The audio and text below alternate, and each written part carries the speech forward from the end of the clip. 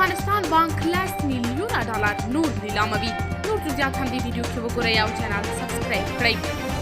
د افغانستان بانک وایي چې دوی غواړي شاوخوا $10 امریکایي نیلام کړي. جات بانک د یوې خبرپاڼې په خپرولو سره ویلي دي چې د افغانستان بانک د کف په لومړۍ نیټه د داوطلبۍ په اوږدو کې شاوخوا $10 امریکایي د یوې ازادې او رڼې پروسې له لارې پلوري.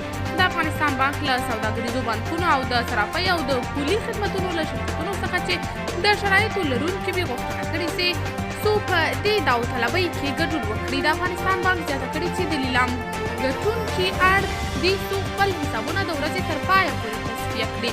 همداراز افغانستان ټینګار کړی دی چې د اسعارو د لیلام په داوطلبۍ کې به د معاملاتو قسمي تسویې ته اجازه نه ورکول کېږي. د لیلام ګټونکي د خپل ذمت د قیمت پیسې په یو ځل په نقد ډول په ټاکلې موده کې د افغانستان بانک سپاري.